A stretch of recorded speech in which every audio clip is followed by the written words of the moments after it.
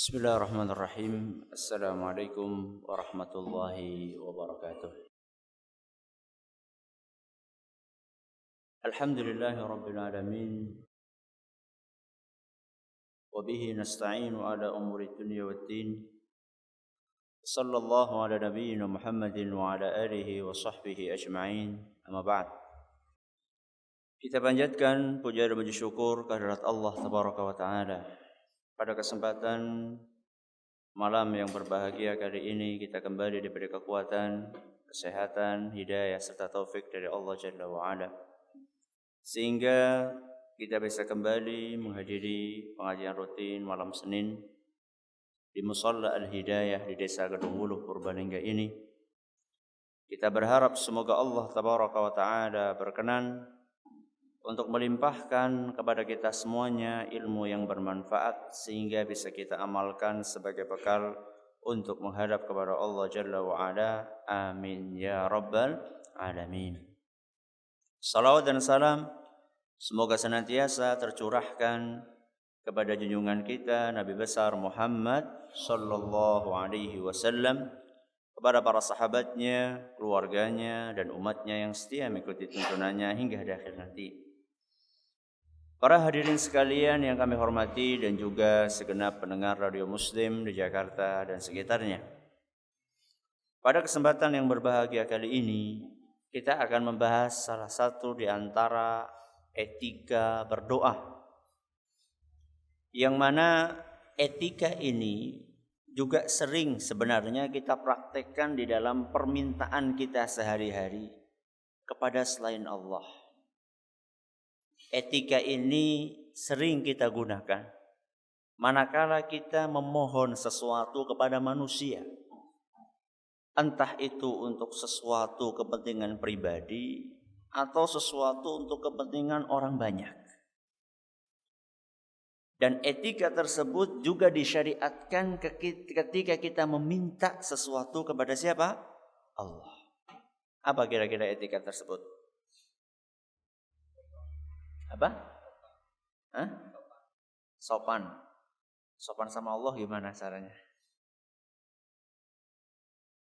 Bersungguh-sungguh memuji, betul. Memuji Allah sebelum minta. Panjenengan di dalam keseharian kalau butuh sesuatu kepada orang lain, biasanya kalau panjenengan itu butuh pol, kira-kira kita langsung minta apa bombongi disit? Bombongi disit. Itu namanya memuji. Maka perhatikan, proposal manapun juga kalau pengen dikabulkan biasanya isinya apa dulu? Mukadimahnya panjang banget. Intinya jaluk duit. Gak mungkin proposal tahu-tahu Pak jaluk duit. Gak mungkin. Pasti itu langsung ditolak. Karena tidak pakai etika. Loh, kalau misalnya sama manusia saja kita pakai etika, masa sama Allah tidak pakai etika? Itu namanya kebangetan. Nah, sama manusia saja kita pakai etika, masa sama Allah Subhanahu wa taala kita tidak pakai etika?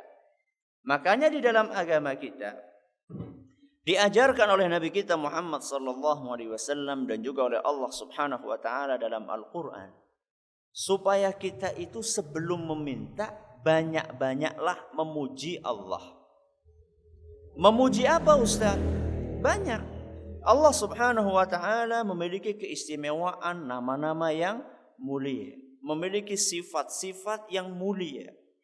Juga Allah Subhanahu wa taala memiliki karunia nikmat yang sangat banyak kepada kita. Kita jadikan itu semua sebagai tangga sebelum kita meminta sesuatu kepada Allah. Ini namanya etika berdoa. Jadi yang namanya doa itu ada muqaddimahnya. Doa itu ada pendahuluannya. Doa itu ada prolognya. Apa prolog? Ya pendahuluan. Muqaddimah. Jadi masa orang minta ujuk-ujuk, ya Allah aku minta rezeki. Kok gak pakai etika sama sekali? Sebelumnya kita puji Allah subhanahu wa ta'ala dengan nama-namanya. Sebelumnya kita puji Allah subhanahu wa ta'ala dengan karunia yang Allah berikan kepada kita yang tidak terhitung banyaknya. Dan doa-doa yang diawali dengan pujian kepada Allah, doa yang seperti ini peluang untuk dikabulkannya lebih besar dibandingkan doa sing ujuk-ujuk langsung minta. Makanya kalau kita cermati di dalam Al-Quran dan juga dalam hadits Nabi SAW, banyak sekali doa-doa yang didahului dengan pujian. Contoh yang paling gampang, doa yang kita baca setiap hari minimal 17 kali. Apa? Doanya apa? Iya, karena budu kok doa. Ihdinas siratal mustaqim. Ihdinas siratal mustaqim itu ayat keberapa? Coba buka Al-Quran. Mana yang bawa Al-Quran? Gak ada yang bawa Al-Quran. Banget. Belakang itu ada Quran tuh. Hah? Nama petujuh. Coba dilihat dulu. Nggak salah apa lah. Itu di belakang ada Al-Quran. Hah? Ayat keberapa?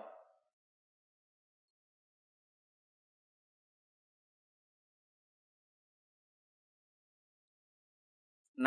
Ya. Ayat ke-6. Coba bayangkan. Ayat ke-6. Padahal Al-Fatihah berapa ayat? 7 ayat. Berarti ayat 1 sampai ayat 5. Ngapain kita? Memuji Allah subhanahu wa ta'ala. Jadi enggak ujuk-ujuk kita langsung minta ihdinas siratal mustaqim. Ihdinas siratal mustaqim adalah merupakan permohonan yang luar biasa pentingnya. Ya Allah, tunjukkanlah kepada kami jalan yang lurus. Berilah hidayah kepada kami jalan yang lurus. Ini adalah merupakan permintaan di atas sekian banyak permintaan. Makanya karena permintaannya adalah merupakan permintaan yang istimewa dan besar. Yang sangat kita butuhkan. Makanya sebelum kita minta itu kita puji Allah subhanahu wa ta'ala dalam 5 ayat. Ayat keberapa tadi? Dan kita akan jelas untuk memahami permasalahan ini manakala kita membaca sebuah hadis riwayat Muslim, bahwa di dalam hadis ini Nabi SAW menjelaskan bahwa surat Al-Fatihah merupakan dialog antara hamba dengan Allah Subhanahu wa taala. Merupakan apa? Dialog. Munajat. Munajat itu apa? Munajat itu bisik-bisik antara seorang hamba dengan siapa? Dengan Allah Subhanahu wa taala. Kata Nabi SAW, qala Allah Ta'ala, qasamtu as-salata baini wa baina 'abdi nisfain. Kata Allah Subhanahu wa taala, aku membagi surat Al-Fatihah antara diriku dan hambaku menjadi 2 bagian. Setengahnya untuk Allah, setengahnya untuk kita. Maksudnya setengah sejenis setengah kan pada Ustaz. Kalau misalnya kita hitung setengah surat Al-Fatihah bagi 2. Untuk kita mulai dari ayat yang ke-6 sampai ke-7. 1 sampai 5. Pas apa ora? Adil enggak? Adil enggak? Katanya setengah buat Allah, setengah buat kita. Adil enggak? Allah dapat 5, kita dapat 2. 6 sama 7. Benar enggak? Iya kan? Kalau misalnya setengah, berarti kan yang setengah buat kita mulai dari ayat ke-6 sampai ke-7, yang buat Allah ayat 1 sampai ayat 5. Adil enggak? Adil enggak? Loh, katanya dibagi setengah-setengah. Sekarang kalau misalnya saya punya duit 500.000. Yuk bagi separuh-separuh yuk. Saya dapat 400.000, jenengan dapat 100.000. Adil enggak? Enggak. Tadi adil, sekarang enggak. Ya sudah, jenengan yang dapat 400, saya dapat 100. Adil enggak? Loh, gue adil. Yang namanya adil itu enggak mesti harus sama, ya. Yang namanya adil itu tidak mesti harus sama. Adil itu adalah menempatkan sesuatu sesuai dengan aturannya sesuai dengan porsinya. Sekarang misalnya jenengan punya anak, satunya belajar di universitas sudah kuliah, satunya masih di PAUD. Masih di mana? Masih di PAUD. Apakah jenengan akan kasih sangu ketika berangkat sekolah sama? Hah? Yang ini kuliah bawa 100.000, yang ini masih di PAUD bawa 100.000? Bocah 100.000 gue ngapa bingung? Hah? Yang namanya adil itu tidak mesti harus sama. Makanya di sini Allah Subhanahu wa taala mengatakan qasamtus salata baini wa baina 'abdi nisfaini. Saya bagi surat Al-Fatihah kata Allah. Aku bagi surat Al-Fatihah menjadi 2 bagian. Yang ayat pertama sampai ayat kelima untuk Allah karena isinya adalah pujian untuk Allah. Sedangkan ayat yang ke-6 sampai ke-7 adalah untuk hamba karena isinya adalah permintaan seorang hamba kepada siapa? Kepada Allah Subhanahu wa taala. Kemudian kata Allah Subhanahu wa taala, "Fa idza qala al-'abdu alhamdulillahi rabbil alamin, qala Allah taala hamidani 'abdi." Manakala kita memulai membaca alhamdulillahi rabbil alamin. Manakala kita membaca alhamdulillahi rabbil alamin, saat itu Allah Subhanahu wa taala berkomentar. Allah Subhanahu wa taala menjawab, hamidani abdi, hambaku telah memujiku. Jadi subhanallah, ini betul-betul dialog antara seorang hamba kepada Allah. Ketika hamba mengatakan alhamdulillahi rabbil alamin, artinya apa? Segala puji untuk Allah Rabb alam semesta ini. Hamba berkata, ya Allah segala puji untukmu wahai Rabbi. Kemudian Allah mengatakan dan berkomentar, hambaku telah memujiku. Ayat yang kedua atau berikutnya Allah Subhanahu wa taala menjelaskan, wa idza qala ar-rahmanir rahim. Seandainya seorang hamba mengucapkan ar-rahman ar-rahim. Apa artinya ar-rahman rahim? Ya, secara singkat yang Maha Pengasih, Maha Penyayang. Maka Allah Subhanahu wa taala menjawab, asna alayya abdi, sesungguhnya hambaku telah memuliakan diriku. Jadi setiap kita mengucapkan sepotong surat Al-Fatihah, Allah Subhanahu wa taala langsung menjawab apa yang kita sampaikan. Inilah yang namanya munajat. Munajat tadi apa tadi? Bisik-bisik. Dialog antara seorang hamba dengan Allah Subhanahu wa taala.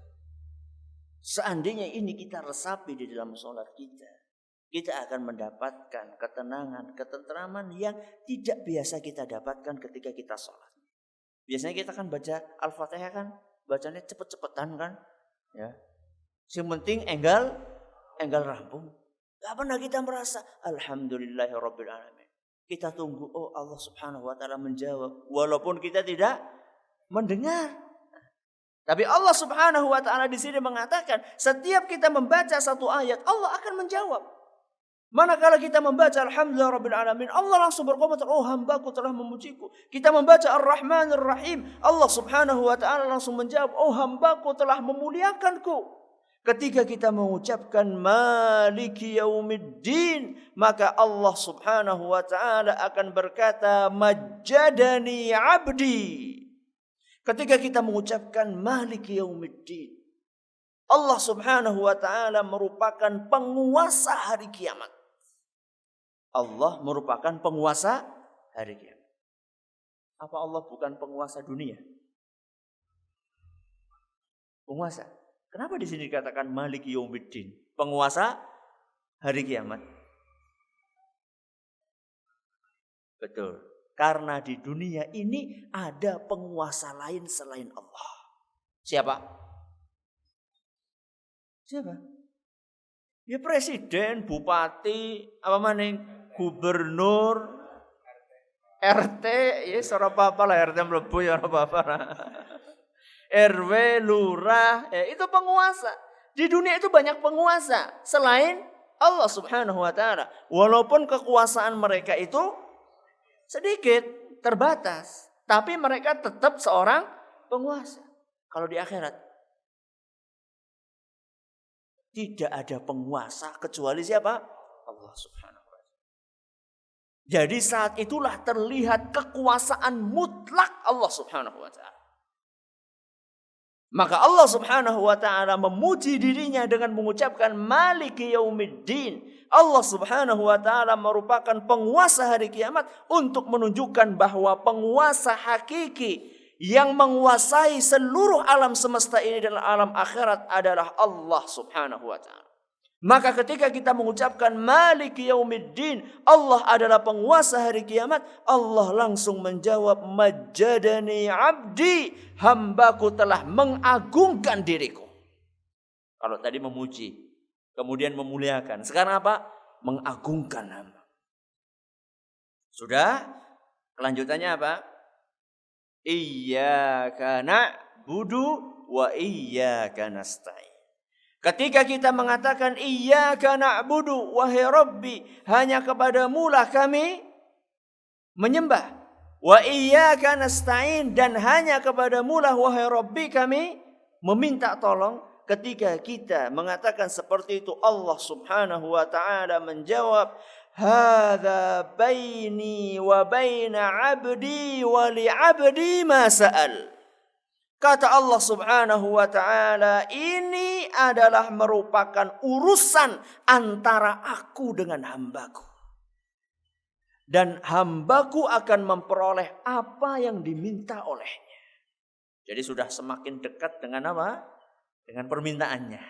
Jadi tadi masih muji, masih kita memuliakan Allah, masih kita mengagungkan Allah. Ketika mendekati permohonan kita, Allah Subhanahu wa ta'ala sudah memberikan sinyal. Ini urusan antara aku dengan hambaku. Artinya Allah sudah bersiap-siap untuk mendengar apa yang akan kita minta. Ketika kita sudah memuji, ketika kita sudah memuliakan, ketika kita sudah mengagungkan, kita sudah memuji Allah bahwa kita berserah, hanya berdoa, hanya meminta, hanya beribadah kepada Allah. Baru kemudian kita mengucapkan ihdinas siratal mustaqim. Ketika kita membaca ihdinas siratal mustaqim, tunjukkanlah kepada kami jalan yang lurus.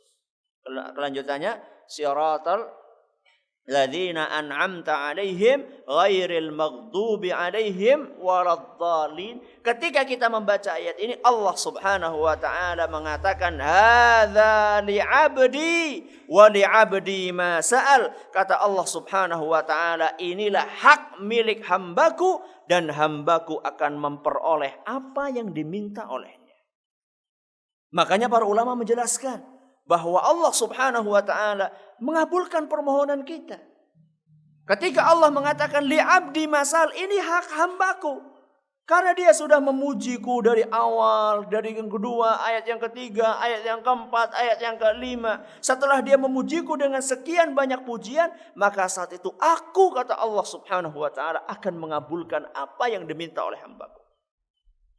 Maka seharusnya ketika kita sholat, membaca surat Al-Fatihah, hendaknya kita membaca itu pelan-pelan. Aja sing penting enggal rampung. Makanya diajarkan oleh Nabi SAW bahwa bacaan Nabi SAW ketika sholat itu adalah ayatan ayah. Beliau itu membacanya satu ayat per ayat. Itu salah satu makna dari tartil, membaca secara benar. Jadi ada sebagian orang mungkin karena nafasnya panjang, ya, akhirnya dia Alhamdulillahi Rabbil Alamin Ar-Rahmanir Rahim Maliki Yaumiddin Iyyaka na'budu wa iyyaka nasta'inuh. Kalau saya udah habis ya. Kalau yang korek-korek mungkin bisa selesai sampai satu ayat, ya, dengan satu nafas. Itu walaupun boleh sih boleh, tapi kurang sesuai dengan sunnah Nabi SAW. Ibaratnya, kata sebagian ulama, kita itu memberi kesempatan untuk mendengar jawaban Allah Subhanahu wa ta'ala. Setiap kita menjawab, setiap kita membaca ayat, kita beri kesempatan Allah untuk menjawab apa yang kita sampaikan. Makanya itulah yang diajarkan oleh Nabi SAW. Seandainya kita mencoba untuk merasakan itu di dalam sholat kita, maka coba, kalau nggak pernah nyoba ya nggak akan pernah merasakan. Kayak jerene mie ayam nang kana enak banget. Oh iya enak banget. Kayak ngapa enak kayak embu anu jerene. Enggak pernah merasakan ya. Coba datang ke sana rasakan enak apa ndak? Oh iya pancen enak. Oh jebule ora enak ya. Sesuatu yang sudah pernah dirasakan akan terasa. Makanya sekarang coba. Ketika kita membaca Alhamdulillahirabbil alamin. Ya, terutama kalau lagi sholat sendirian. Terutama lagi sholat sendirian. Nah aku jadi imam kayak gue yang kepala bubar. Ya paling tidak ya ada jeda lah ya. Ada jeda. Alhamdulillahirabbil alamin. Ar-Rahmanir Rahim. Maliki yaumiddin. Ada jedanya gitu loh. Jadi gak langsung kayak sepur apa? Sepur? Kayak sepur terus gitu gak ada berhentinya. Gak akan merasakan kenikmatan dalam sholat. Tidak akan merasakan kenyamanan dalam sholat. Tidak akan merasakan ketenteraman dalam sholat.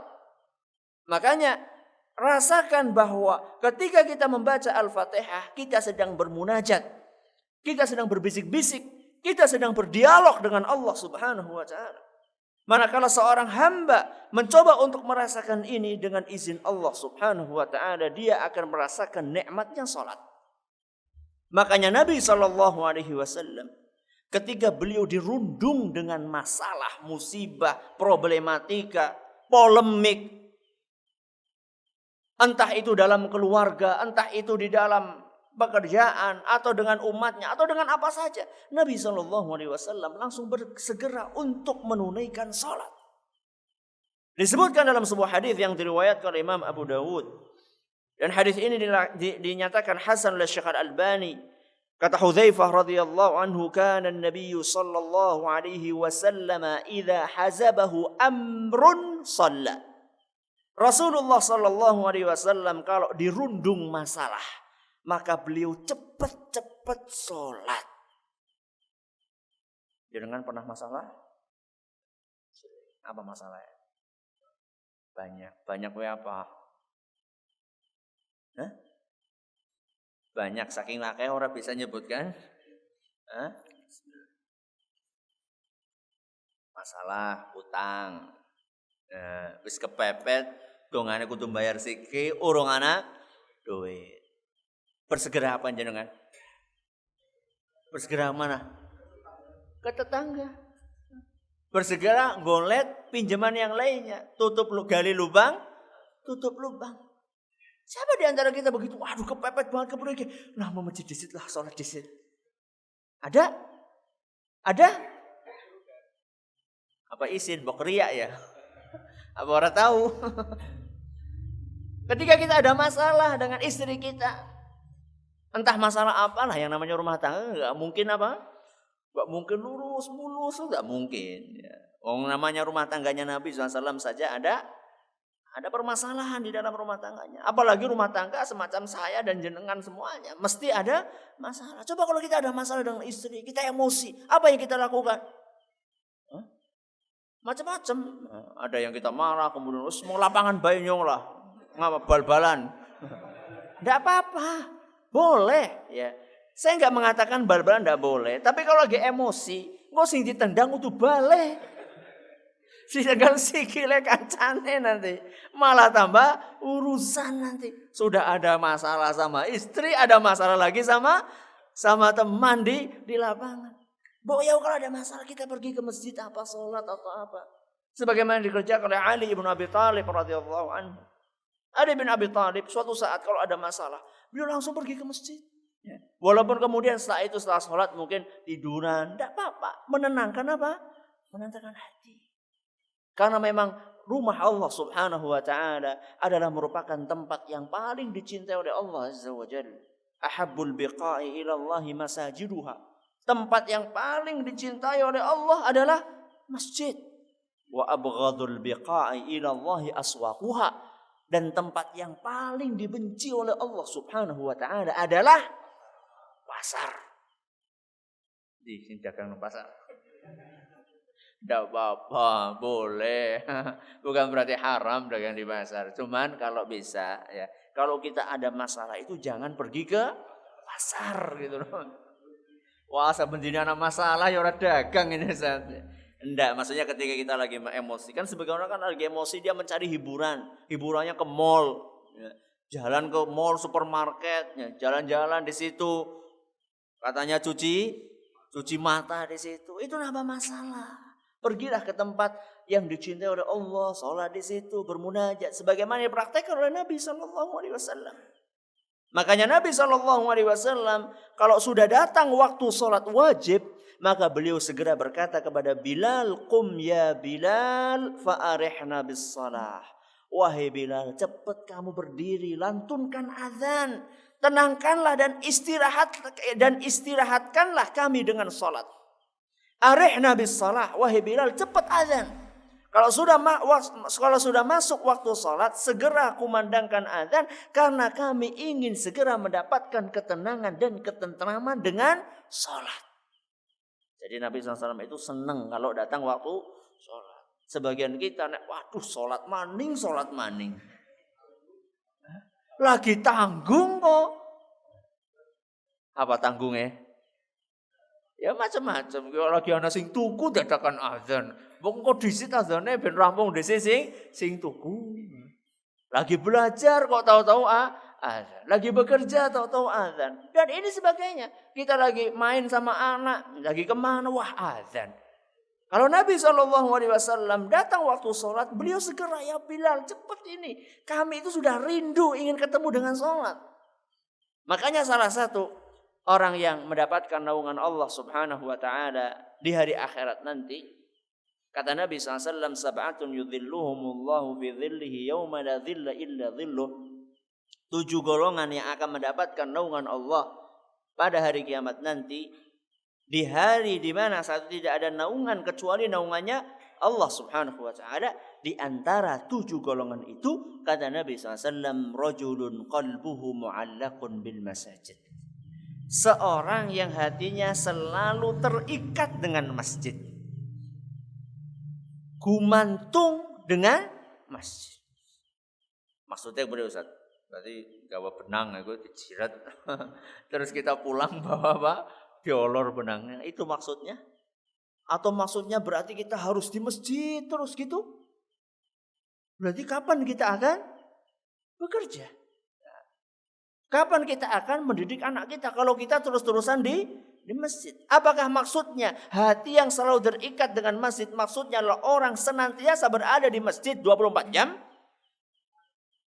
Iya? Ya kalau pas itikaf iya. Kalau di luar itikaf enggak. Maksudnya seorang hamba hatinya selalu terikat di masjid. Setelah dia selesai sholat, hatinya itu selalu merindukan sholatnya kapan lagi ya.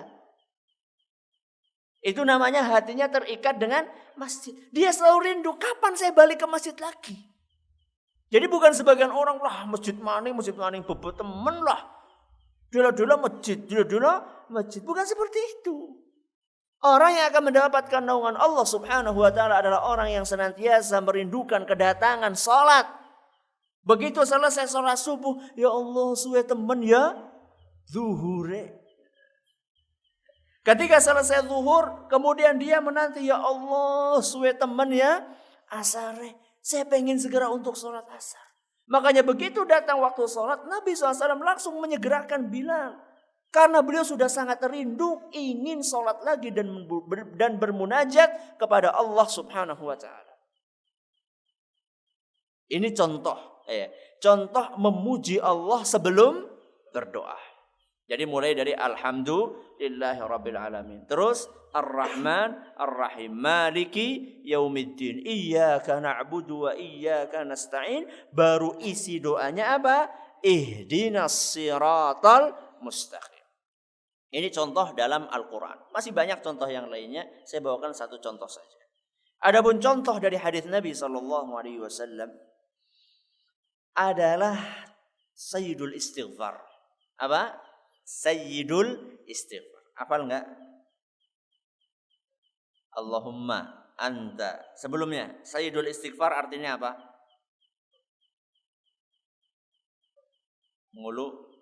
Penguluna istighfar, pengulu gue apa? Kayim. Apa ya? Ya pokoknya puncaknya atau istighfar sing paling top, sing paling mandi. Kira-kira seperti itulah. Sayyidul istighfar itu artinya yang namanya istighfar itu kan redaksinya macam-macam. Misalnya yang paling pendek astaghfirullah. Ada lagi astaghfirullahal azim. Ada lagi astaghfirullahal azim alladzi la ilaha illa huwal hayyul qayyum wa atubu ilaih. Ada juga istighfar yang dinamakan oleh Nabi Sayyidul Istighfar. Istighfar sing paling mandi, sing paling manjur. Itu dinamakan dengan Sayyidul Istighfar. Bacanya apa? Allahumma anta Rabbi, la ilaha illa anta khalaqtani, wa ana ala ahdika, wa ana abduka, wa ana ala ahdika wa wa'dika, mastata'tu, a'udzubika min syarri ma sana'tu, abu'u laka bi ni'matika alayya, wa abu'u laka bi dhanbi, faghfirli fa innahu la yaghfirudz dzunuba illa anta. Yang sudah hafal ngacung. Loh, tadi anak sing melu yang sudah hafal ngacung. 1. Wah, ya suruh apa? Tulis baik ya. Jawab ini. Waktunya masih agak ada waktu. Saya tadi enggak sempat untuk nulis. Allahumma anta rabbi. Apa artinya? Ya Allah, sesungguhnya Engkau adalah Rabb. La ilaha illa anta khalaqtani. Tidak ada yang berhak disembah kecuali Engkau. Khalaqtani. Engkau lah yang menciptakan aku. Wa ana 'abduka, dan aku adalah hamba-Mu. Wa ana 'ala 'ahdika wa wa'dika mastata'tu, dan aku wahai Rabbi berusaha untuk setia dengan perjanjian kepadamu semampu. A'udzubika min syarri ma sana'tu. Aku memohon perlindungan kepadamu wahai Rabbi dari keburukan apa yang saya lakukan. Karena musibah yang menimpa kita itu adalah merupakan hasil dari pekerjaan yang kita lakukan. Maka setelah kita melakukan sesuatu yang jelek, kita minta perlindungan kepada Allah, ya Rabbi, jangan sampai keburukan-keburukan perbuatan saya itu mengakibatkan sesuatu yang tidak enak buat saya. Karena kita nggak mungkin bisa lepas dari dosa, mungkin nggak mungkin. Maka setelah kita melakukan perbuatan dosa, selain kita beristighfar, kita memohon kepada Allah. Di antara isi istighfar kita adalah kita memohon kepada Allah, wahai Rabbi, jangan sampai keburukan-keburukan perbuatanku itu menimpa diriku. Abu'u laka bi ni'matika alayya. Aku mengaku wahai Rabbi, saya mengakui nikmat-Mu kepadaku. Dan di sini kita mengaku bahwa nikmat Allah kepada kita itu sangat banyak. Wa abu'u bidzambi, aku juga ngaku banyak dosa. Dalam satu waktu kita ngaku bahwa Allah itu banyak nikmat sama kita, di waktu yang sama kita juga ngaku kepada Allah, walaupun nikmat itu banyak kepadaku, ternyata dosaku juga banyak. Kemudian baru di sini faghfirli fa innahu la yaghfirudz dzunuba illa anta. Apa artinya? Ampunilah aku, sesungguhnya tidak ada yang mengampuni dosa kecuali Engkau. Permintaannya mana? Nih, di sini nih. Faghfirli. Kur segaris stop. Ini 1, 2, 3. Apa? Pujian. Ini pujian. Jadi sebelum kita meminta ampun kepada Allah Subhanahu wa Ta'ala, kita memuji Allah Subhanahu wa Ta'ala. Makanya ini dinamakan Sayyidul Istighfar. Istighfar sing paling bagus, sing paling top, sing paling puncak. Tapi kok jauh saja. Dengar fadilahnya, dengan keistimewaan. Dalam Sahih Bukhari disebut oleh Nabi SAW, barang siapa yang membaca istighfar ini di pagi hari dan dia meyakini isi dari istighfar ini, kemudian di hari itu dia meninggal, dia akan masuk ke dalam surga. Dan kalau bacanya sore hari dan dia meninggal di malam harinya, dia maka akan pasti masuk ke Jawa Barat. Masih Jawa juga. Kita dibakat masuk surga benda. Lihat bagaimana Nabi SAW mengajarkan kepada kita supaya kita memulai permintaan dan doa kita dengan pujian kepada Allah Subhanahu wa taala. Jadi di sini Nabi kita Muhammad SAW mengajarkan kepada kita bahwa kalau orang berdoa, dia itu perlu memuji Allah sebelum dia meminta. Maka mari kita berusaha untuk memuji Allah Subhanahu wa taala sebelum kita berdoa kepada Allah Jalla wa Ala di dalam kesempatan-kesempatan manakala kita ingin meminta. Misalnya kita meminta kepada Allah ampunan, maka kita dahului dengan menyebutkan Ya Ghaffar, wahai yang maha pengampun. Ketika kita meminta rezeki kepada Allah, maka kita dahului permintaan kita kepada Allah dengan menyebutkan Ya Razzaq, wahai yang maha pemberi rezeki. Ketika kita meminta kepada Allah agar kita mendapatkan rahmat Allah, kasih sayang Allah, maka kita mengucapkan Ya Rahman, Ya Rahim, irhamni. Ketika kita minta kepada Allah agar Allah berkenan menerima taubat kita, maka kita katakan apa? Ya Tawwab. Ya Tawwab. Ketika kita ingin supaya kita kuat, kita katakan Ya Qawi dan seterusnya. Inilah yang diajarkan oleh Nabi kita Muhammad sallallahu alaihi wasallam, dan insyaallah masih ada yang lainnya, muqaddimah yang lainnya. Ini baru muqaddimah pertama ya. Muqaddimah doa yang pertama adalah kita mendahului doa kita dengan memuji Allah Subhanahu wa taala, dan masih ada muqaddimah yang lainnya sebelum kita berdoa, yang ini insyaallah kita akan lanjutkan pada pertemuan yang akan datang. Wallahu taala a'la wa a'lam. Subhanakallahumma wa bihamdika asyhadu an la ilaha illa anta astaghfiruka wa atubu ilaik. Assalamualaikum warahmatullahi wabarakatuh.